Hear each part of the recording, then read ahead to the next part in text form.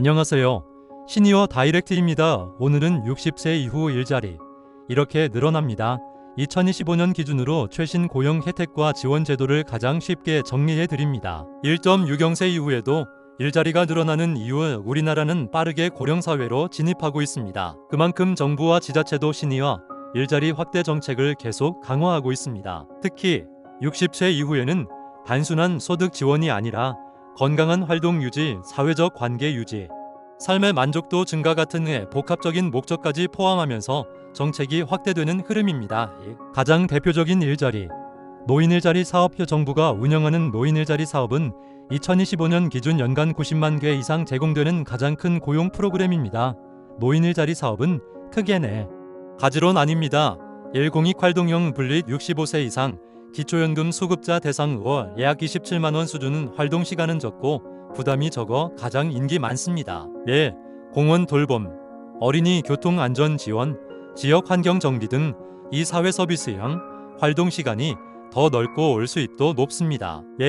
지역 돌봄 서비스, 노인시설 서포터, 급식 지원 등 삶시장형 소규모 매장 운영, 공동 작업장 등 분립 실제 수익이 발생하면 참여자에게 배분 분립 경제 활동을 적극적으로 하고 싶은 시니어에게 적합합니다. 사취업 발선형 민간 기업과 연결해 정규직 비계약직 취업까지 연계, 분립 경비원, 관리직, 행정보조, 요양 관련 직무 등 다양합니다. 3.60세 이상에게만 제공되는 기업 지원금은 많은 분들이 잘 모르지만 시니어를 채용한 기업에게 정부가 직접 지원금을 주는 제도가 있습니다. 고령자 고용장려금 분릿만 60세 이상 근로자를 채용하거나 계속 고용하는 기업에게 지급도 분릿 1인당 월 최대 30만 원까지 지원 분릿 이 제도가 있기 때문에 60세 이상 채용이 매년 늘고 있습니다. 즉, 회사 입장에서도 60세 이상 인력을 채용하면 혜택이 있어서 시니어 고용이 꾸준히 늘어나는 것입니다. 사시니어 전문 일자리도 증가, 최근에는 시니어 경험을 필요로 하는 직종도 늘었습니다. 시니어 강사, 멘토, 안전교육, 인성교육, 경력 전달 프로그램 등 경험이 강점이 되는 직무, 실버 케어 관련 일자리, 요양보호사, 돌봄 도우미,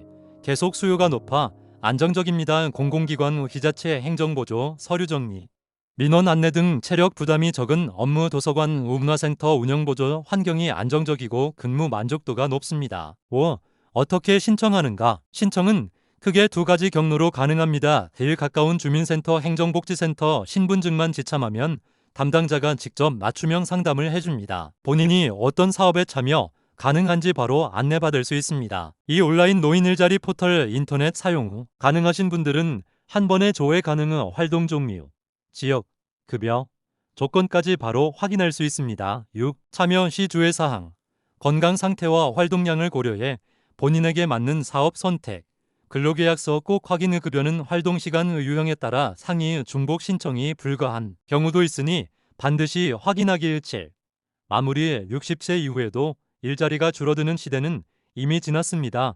오히려 정부 정책으로 일자리는 계속 확대 중이며 의지만 있다면 다양한 형태의 활동 참여가 가능합니다. 시니어 다이렉트는 앞으로도 여러분의 건강한 일상의 경제, 복지 정보를 가장 쉽게 전달해드리겠습니다. 구독과 알림 설정 꼭 해주세요.